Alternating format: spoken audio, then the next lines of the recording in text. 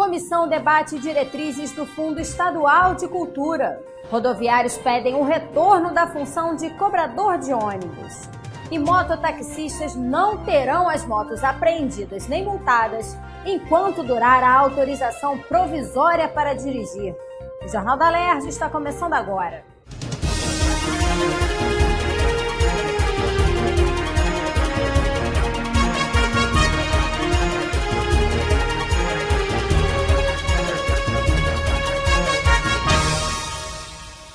Boa noite. O comitê gestor que vai coordenar o Fundo Estadual de Cultura vai ter o mesmo número de representantes da sociedade civil e do governo do estado. As diretrizes do fundo foram tema de audiência pública da Comissão de Cultura da Alerj nesta terça-feira. O Fundo Estadual de Cultura foi regulamentado por decreto em junho deste ano e tem como principal objetivo fomentar atividades culturais no estado, através de financiamento direto de empresas públicas e privadas.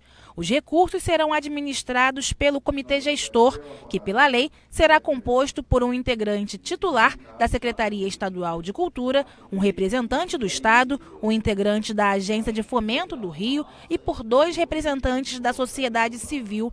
Essa última composição foi questionada pelos conselheiros de política de cultura, que pediram paridade entre as indicações e que a sociedade civil pudesse ter mais um integrante no comitê. O pedido vai ser atendido pela secretaria. A presença do conselho, ela já estava prevista na lei. Agora cabe louvor aos conselheiros eleitos da sociedade civil o trabalho que tiveram de estabelecer um atento, por assim dizer, e cuidadoso grau de discussão para garantir que a sociedade civil tivesse assento nesse comitê gestor, como é inclusive no conselho, que a gente tem uma construção de paridade, metade do poder público e metade da sociedade civil, de igual forma o seu assento. Então eu acredito que foi assim uma atitude madura do conselho. Houve um procedimento bastante sério para que o secretário de Estado de Cultura fizesse uma reavaliação, de modo que o decreto garantisse a presença de metade da sociedade civil e metade do poder público. Segundo a superintendente da Lei de Incentivo da SEC, hoje os investimentos em cultura estão muito ligados às leis de incentivo, que não são suficientes para atender às demandas do setor, principalmente no interior do estado. Para Carla Prete, a implementação do fundo vai ajudar a suprir essa lacuna. O fundo ele vai ampliar os investimentos no estado do Rio de Janeiro, em todas as áreas culturais, e vai levar mais cultura para o interior. O fundo ele não concentra os investimentos na capital, ele tem que destinar 60% dos investimentos para o interior, então isso vai beneficiar muito a cultura em todo o estado do Rio de Janeiro. Para o presidente da Comissão de Cultura, deputado Zaquil Teixeira, o fundo é o que vai garantir que os recursos sejam materializados em projetos. A existência do fundo, a sua regulamentação feita por decreto, ter o CNPJ e permitindo com que haja captação dos recursos públicos e privados para o funcionamento desse fundo é fundamental. Então, é mais uma etapa vencida da Lei do Sistema Estadual de Cultura, a Lei 7.035, e nós estamos aqui acompanhando de perto a sua implementação para o bem da cultura do Rio de Janeiro.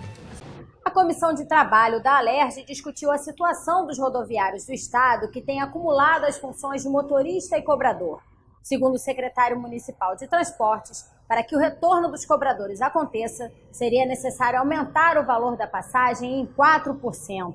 Durante a audiência, os representantes sindicais dos motoristas rodoviários relataram diversos problemas que têm enfrentado com a dupla função. Dores na coluna, estresse e problemas psicológicos são os mais frequentes. O cobrador ele auxilia a gente em várias funções, Não só cobrar, mas em si também ajudar na colocação dos cadeirantes dentro do ônibus, A falta do cobrador implica também no acúmulo de passageiros ali na porta do ônibus, atrapalhando a viagem. Eu, por exemplo, tenho problema de coluna, desvio, justamente por ficar muito tempo sentado, E o fato de eu estar sempre me entortando para ficar cobrando as pessoas, cobrando, dando informação, olhando o trânsito, sabendo o que está acontecendo ao nosso redor. O secretário municipal de Transportes, Fernando McDowell, concordou que o acúmulo de funções é prejudicial tanto para os motoristas quanto para a sociedade, que acaba tendo um serviço deficitário. Segundo o secretário, a Prefeitura do Rio já trabalha para acabar com a dupla função e apresentou um estudo de viabilidade para o retorno dos cobradores à capital fluminense. 4% o acréscimo, né? Mas você resolve o problema. O que não dá é o piloto lá que está, né, trabalhando, dirigindo, ele tem que chegar a dar troco, discutir, pegar as coisas, sair dali para colocar a pessoa com deficiência, voltar para pegar as pessoas buzinando atrás. Ele vai ter um estresse que não tem tamanho. O representante da FETranspor destacou o uso dos cartões eletrônicos, que, segundo ele, chegam a ultrapassar 80% das passagens. Também apresentou decisões do Superior Tribunal Federal e do Tribunal Superior do Trabalho, que dizem não haver incompatibilidade em exercer as duas funções. O caminho que a gente entende é exatamente o caminho de permitir um acesso fácil ao usuário. Não há nenhuma intenção em atrapalhar o usuário, criar transtorno para o usuário, como foi mencionado aqui anteriormente. Ao contrário, o trabalho que está sendo feito hoje até pela Rio Card, que é a empresa que disponibiliza os cartões eletrônicos, é facilitar ainda mais o acesso. Ele vai ter o direito de pagar em dinheiro, fazendo isso por meio do próprio motorista, que, no entendimento do Tribunal Superior do Trabalho, não há nenhuma incompatibilidade entre as duas funções. Para o procurador do Ministério Público do Trabalho, é evidente que o avanço da tecnologia com o uso dos cartões eletrônicos deve extinguir a profissão de cobrador, o que, na visão dele, não tira a responsabilidade do poder público de dar contrapartidas aos motoristas, melhorando as condições de trabalho. Piora muito a condição de trabalho desse motorista, que já é ruim em função da realidade em que esse serviço é executado, com ônibus muitas vezes sem ar-condicionado, né, motor dianteiro e todo o problema que ocorre no trânsito. O Ministério Público é radicalmente contra esse tipo de acúmulo de função.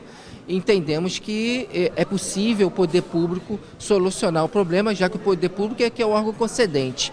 Para o presidente da comissão, o deputado Paulo Ramos, a dupla função, além de pôr em risco a vida dos motoristas e dos passageiros, também contribui para o desemprego no estado.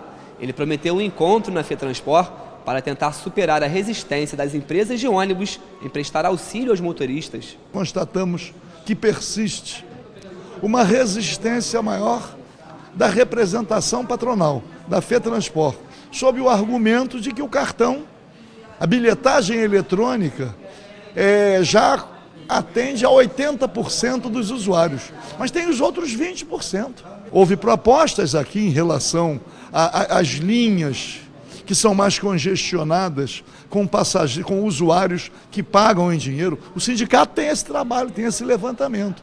Então vamos ver se é possível encontrar uma saída alternativa. A lei em vigor já determina a presença do auxiliar do motorista, do cobrador. A lei está em vigor, mas é uma lei estadual. Obriga os municípios. É preciso travar esse debate. A Comissão da Criança, Adolescente e Idoso se reuniu para aperfeiçoar a redação do projeto de lei, que estabelece normas para o funcionamento das instituições de longa permanência de idosos no estado, os asilos. Uma das sugestões foi a obrigatoriedade de especialização de todo o corpo técnico que trabalha nesses locais. Durante o encontro, gestores de instituições, parlamentares, representantes do Ministério Público e da sociedade civil sugeriram diversas modificações no texto do projeto de lei. Entre as principais propostas estão ampliar o número de residentes de acordo com o espaço físico, o corpo técnico e a capacidade estrutural de cada instituição, aumentar o prazo para que os profissionais possam se adequar com a formação estabelecida pela lei e que a fiscalização seja realizada pela Vigilância Sanitária Municipal. Para o vice-presidente da Sociedade Brasileira de Geriatria e Gerontologia do Rio de Janeiro, é fundamental que os profissionais dos asilos sejam especializados em gerontologia. A sociedade tem uma visão de que a formação em gerontologia para essas instituições que tratam apenas de idosos, que seja a formação seja preferencialmente em gerontologia, que não seja qualquer outro profissional da atuação, que ele tenha uma especialidade em saúde do idoso. Isso para a gente é muito importante. Então a gente pontuou muito isso e eu acho que ficou bem claro que há uma especificidade no cuidado ao idoso e que isso tem que ser transmitido para a equipe técnica, né? Que a equipe técnica tem que se capacitar e se especializar em saúde do idoso para melhor atender o idoso. Para o deputado Valdec Carneiro, um dos autores do projeto, essa discussão com os atores envolvidos sobre o tema é uma forma de aperfeiçoar a lei de acordo com as necessidades dos idosos. Como um dos autores, eu estou muito satisfeito que acho que a gente, no momento em que os projetos estiverem amadurecidos, nós voltaremos textos muito completos e, sobretudo, adequados a essa questão tão importante que é o atendimento às pessoas idosas nessas instituições. A presidente da Comissão da Criança, Adolescente e Idoso, a deputada Tia Ju, disse que antes de elaborar a redação final do projeto de lei, é preciso ouvir outros órgãos, principalmente a Vigilância Sanitária, que é responsável pela fiscalização dos abrigos para idosos no estado. Essas instituições são fiscalizadas por diversos órgãos. Então, não se há uma padronização de como fazer essa fiscalização e de como elas conseguem receber tanta fiscalização e se adequar a tantas exigências, né? E os próximos passos serão essa audiência pública só com as instituições de acolhimento, as ILPIs, e depois uma outra com a presença da Vigilância Sanitária, que foi muito cobrado isso. A parlamentar disse ainda que a comissão pretende avaliar a possibilidade de criar uma CPI para fiscalizar os abrigos para idosos no estado. Nessa mesma audiência pública foi levantada a situação da instalação de uma CPI para investigar a situação dos abrigos públicos e das instituições de acolhimento. Uma análise mais profunda, mas está se pensando em uma CPI conjunta com a Comissão da Pessoa com Deficiência e de como nós iremos propor essa audiência para não abrir essa CPI, para não se abrir um leque imenso, não se chegar ao denominador comum, ao que realmente, de fato, nós queremos buscar, que é uma solução para essa questão das instituições de acolhimento à pessoa idosa. A presidente da Comissão de Segurança da Alerj, deputada Marta Rocha, esteve no Ministério Público do Estado para receber informações sobre a situação de 4.000 aprovados no concurso para soldado da Polícia Militar. A Comissão de Segurança vem tratando esse tema e vem lutando pela nomeação imediata desses 4.000 aprovados no concurso público da PM para soldado da Polícia Militar, né? O Ministério Público foi muito claro. Há um inquérito civil público em andamento e, através desse inquérito, se garantiu, por exemplo, que a empresa que ganhou a licitação entregasse o resultado dos exames médicos. É fato que existem 800 candidatos em condições totais de serem imediatamente chamados para fazer o curso. Eles passaram e foram aprovados em todas as etapas, mas 3.200 candidatos não concluíram todas as etapas. Então, eu acho que essa reunião com o Ministério Público, no sentido da comissão se assenhorar de todas essas informações, e estamos pedindo ainda essa semana uma reunião com o comandante-geral da Polícia Militar para que ele nos diga qual é o protocolo que ele pretende estabelecer, qual é a estratégia. Com esses 800, será imediato o chamamento? Qual o tempo de duração desse curso? Quanto tempo leva para concluir as outras etapas do concurso? É fato que as pessoas deixaram seus empregos, se submeteram a um concurso. O número de vagas eram 6.000 vagas e tem 4.000 aprovados, 2.000 já foram chamados, e o STF é claro. Se você faz um concurso dentro do número de vagas e é aprovado, o seu direito está ali garantido.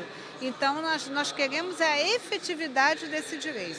Os parlamentares votaram o projeto do deputado Paulo Melo, que proíbe multar ou apreender motocicletas conduzidas por pessoas que ainda aguardam autorização definitiva para exercerem as atividades de mototáxi e motofrete. O prazo do benefício é de 1 ano após a emissão da autorização provisória pelos órgãos competentes. O projeto foi aprovado e segue para a sanção do governador. O grande problema é que existe uma legislação federal em que a prefeitura não normatizou e queria que os taxistas se submetessem a ela. As motos estavam sendo rebocadas eles estavam sendo multados e tinham as suas atividades profissionais impedidas de ser exercidas. O que nós estamos fazendo é dar um prazo de mais um ano aproximadamente para que eles regularizem suas atividades. Outro projeto analisado pelos parlamentares é o da deputada Daniele Guerreiro, que pede a criação do Programa Estadual de Moradia do Idoso.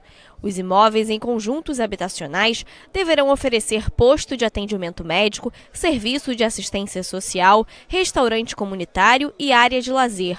O projeto foi aprovado e segue para sanção ou veto do governador. Ele, em parceria com algumas secretarias, como Saúde, Educação, Esporte, Lazer e Ciência e Tecnologia, vai trazer esse conjunto habitacional para o estado do Rio de Janeiro, beneficiando essas pessoas que são maiores de 65 anos, trazendo, assim como eu disse, uma moradia digna para essas pessoas que sofrem e sofreram ao longo das suas vidas sem ter uma habitação para poder viver, morar com muita dignidade, que é o que eles merecem. Já a deputada Ana Paula Rechuan quer a criação do projeto Mulheres que Costuram em Casa para qualificar quem deseja aprender técnicas de costura.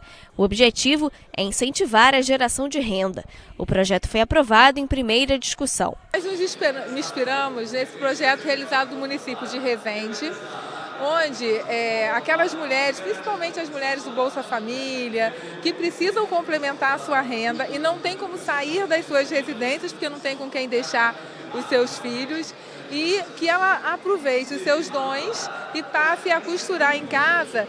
A ideia é que seja feita até com os instrumentos que ela tem, a costura manual, que não precisa ter máquina, não precisa ter uma estrutura de investimento grande. Também foi votado o projeto da deputada Marta Rocha, que pede a doação de brinquedos, equipamentos e materiais de uso infanto-juvenil apreendidos pela fiscalização tributária para programas de amparo à criança e ao adolescente.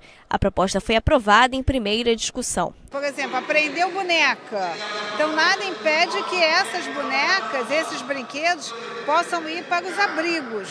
O que a gente só vai precisar é que o governo do estado estabeleça uma rotina de como fazer para levar esse material para os órgãos do próprio governo, garantindo aí a cautela e a fiscalização desses produtos, desde que esses produtos não façam mal à saúde. O projeto da deputada Lucinha estabelece normas para as embalagens de água. O objetivo é diferenciar água mineral natural de água potável purificada e adicionada de sais minerais. A parlamentar quer facilitar a identificação pelo consumidor na hora da compra. O projeto foi aprovado com a inclusão de emendas e retorna a pauta para outra discussão. Nós pretendemos, através do vasilhame, diferenciar por cor e por quantidade de litros, para que a população possa saber que a água mineral natural é de 10 e 20 litros e a água adicionada de sais é de 15 litros, para que a população possa ter conhecimento. A água mineral da fonte, eu sei qual é, o vasilhame azul de 10 e 20 litros. E a outra, adicionada de sais, essa eu não quero, ou eu quero, é de 15 litros. O que nós não podemos aceitar é, no momento que a gente vivencia hoje, que o Rio de Janeiro é o quarto consumidor de água mineral no Brasil, em termos de consumo, a gente tem uma água que a população não sabe identificar. E, ao mesmo tempo, não existe uma legislação sobre isso. Nós pretendemos, sim, através dessa lei, dar essa transparência para a população. Foi discutido o projeto dos deputados Jânio Mendes, Luiz Martins e do deputado licenciado Tiago Pampolha, que estabelece penalidades administrativas aos clubes de futebol cujas torcidas pratiquem crime de racismo. O projeto recebeu 12 emendas e precisa passar mais uma vez pelo plenário da Alerj. As penalidades previstas elas serão aplicadas desde a pessoa física, o agressor, quando identificado, que receberá uma multa aí de 60 UFIs, a partir de 60 UFIs, chegando aí, podendo variar de acordo com o nível, o grau da agressão, até a penalidade imposta aos clubes, quando no caso de uma agressão generalizada a partir de toda uma torcida, quando não puder haver uma identificação do agressor individualmente, com a punição de multa aos clubes, inclusive com a previsão até de suspensão num ato extremo de uma partida de futebol, quando essas agressões forem reiteradas. E todo esse recurso arrecadado com essas multas, eles que a gente espera que não sejam muitos, porque o objetivo da lei é exatamente inibir a prática, mas em caso delas ocorrendo, esses recursos vão para um fundo de combate ao racismo a ser desenvolvido no âmbito do futebol no estado do Rio de Janeiro, com a aplicação de peças publicitárias, de chamamentos, para que a gente possa banir de uma vez por todas esse crime inafiançável, irreparável do racismo na sociedade atual. O Jornal da Alerj fica por aqui. Você pode acompanhar a programação também em nosso site e pelas redes sociais. TV Alerj, o canal do povo fluminense. Uma boa noite para você e até amanhã.